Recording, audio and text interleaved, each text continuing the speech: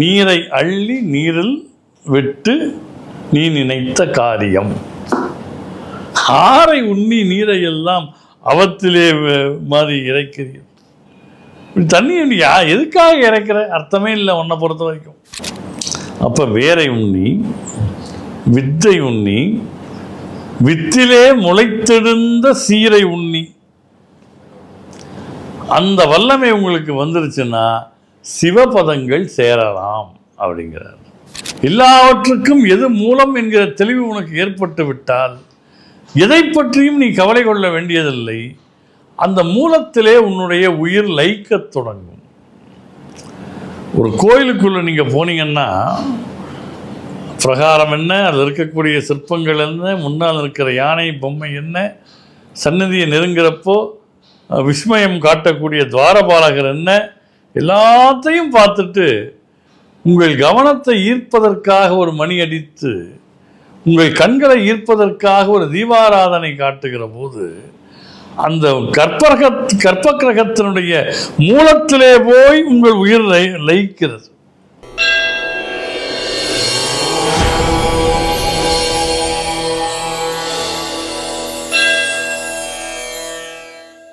தெய்வத்தமிழ் தொலைக்காட்சி நேயர்களுக்கு வணக்கம்.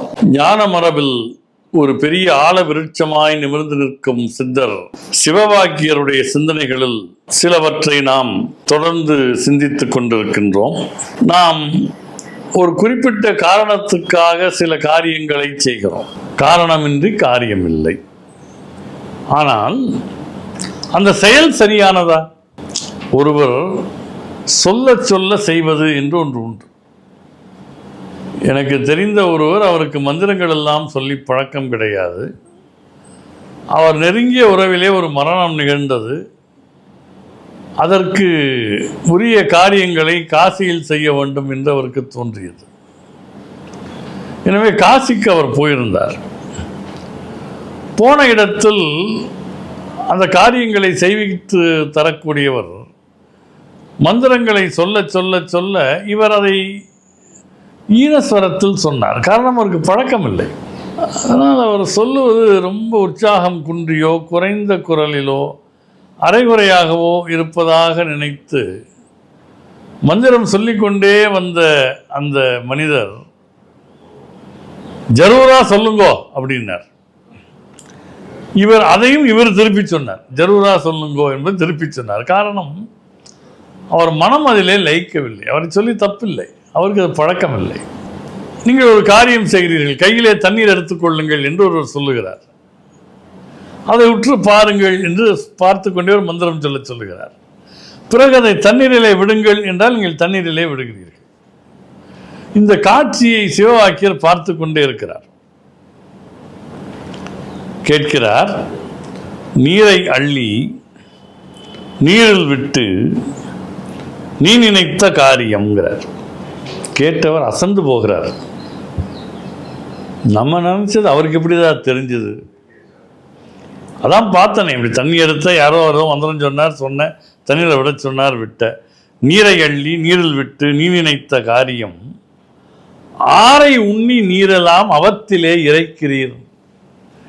அவர் எதுக்கு செய்ய சொன்னார்னு உனக்கு புரியல, அதை தான் ஏன் செய்கிறோம்னு உனக்கு தெரியல.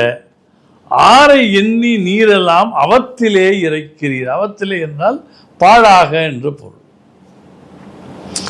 பொருள் தெரியாமல் என்ன செய்தாலும் அது பாழ்தான். அப்போ நீரை அள்ளி நீரில் விட்டு நீ நினைத்த காரியம் ஏதோ நீ நினைச்சிட்டு தான் வந்திருக்க. ஆனால் அந்த சடங்கு நீ ஒரு எந்திரம் மாதிரி செய்றியப்பா, மனசு ஒன்றாம செய்றியப்பா, ஈடுபாடே இல்லாம பண்றியப்பா. ஆரை எண்ணி அவத்திலே இந்த நீரையெல்லாம் இறைக்கிறீர் என்று கேட்கிறார். அப்ப நான் என்ன பண்ணணும்? அதாவது ஒரு மரம் இருக்குல்ல, ஆமா, அந்த மரம் இருக்குன்னா என்ன பொருள்? அதுக்கு ஒரு வேர் இருக்கு. நீ வேறும் கண்ணுக்கு தெரியணும்னு அவசியம் இல்லை, ஆனா வேர் இருக்கு. வேர் இருக்குன்னா என்ன பொருள்? அந்த வேர் முளைப்பதற்கு யாரோ என்றைக்கோ ஒரு வித்து போட்டு இருக்கிறார்கள்.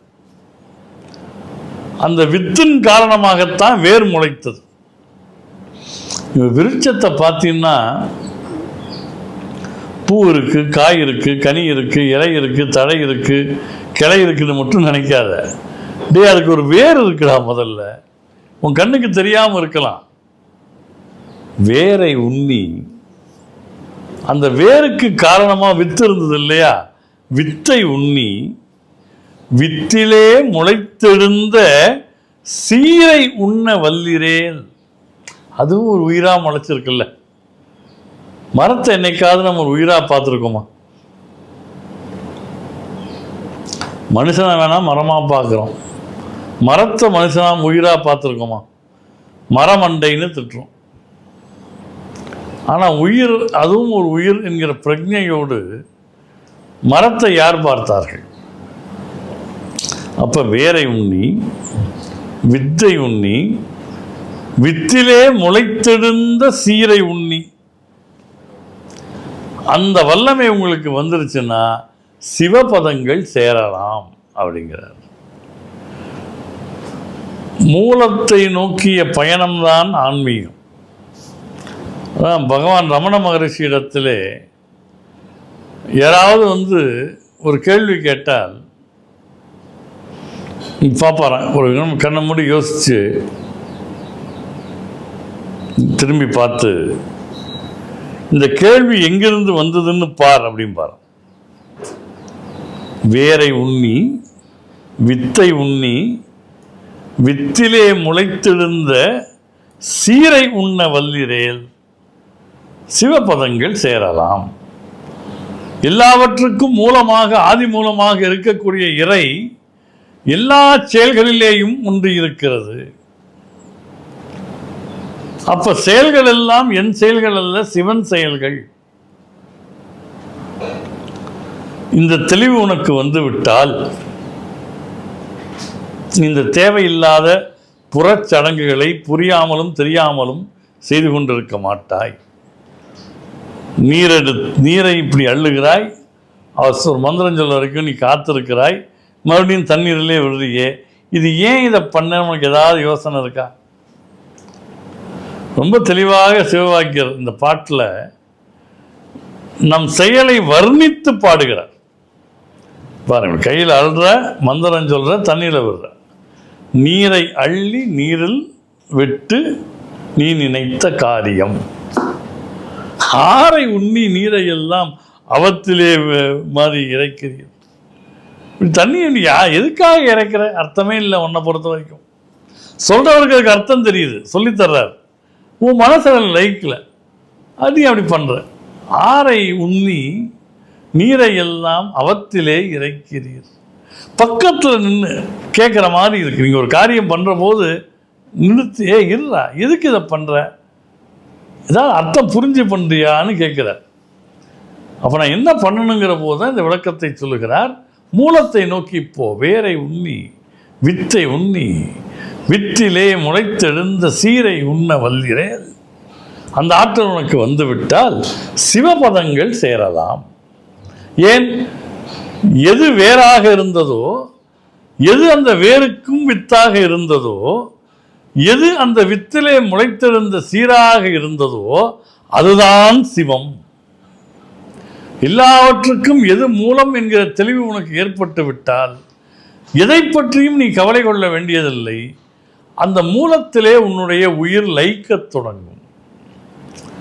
ஒரு கோயிலுக்குள்ள நீங்க போனீங்கன்னா பிரகாரம் என்ன, அதில் இருக்கக்கூடிய சிற்பங்கள் என்ன, முன்னால் இருக்கிற யானை பொம்மை என்ன, சன்னதியை நெருங்கிறப்போ விஸ்மயம் காட்டக்கூடிய துவாரபாலகர் என்ன, எல்லாத்தையும் பார்த்துட்டு உங்கள் கவனத்தை ஈர்ப்பதற்காக ஒரு மணி அடித்து உங்கள் கண்களை ஈர்ப்பதற்காக ஒரு தீபாராதனை காட்டுகிற போது அந்த கற்ப கிரகத்தினுடைய மூலத்திலே போய் உங்கள் உயிர் லயிக்கிறது.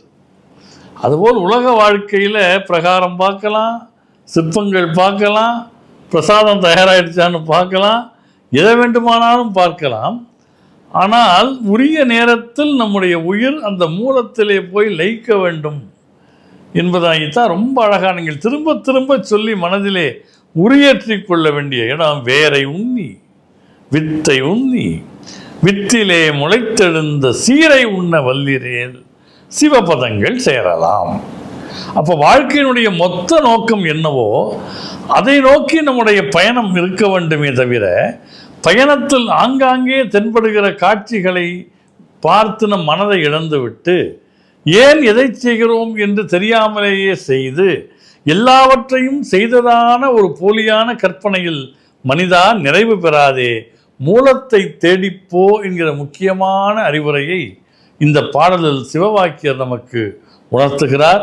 இதுபோல் அவருடைய வழிகாட்டுதல்கள் மேலும் மேலும் நம்மை வந்தடைய வேண்டும் என்று அவரையே நாம் பிரார்த்தனை செய்வோம்.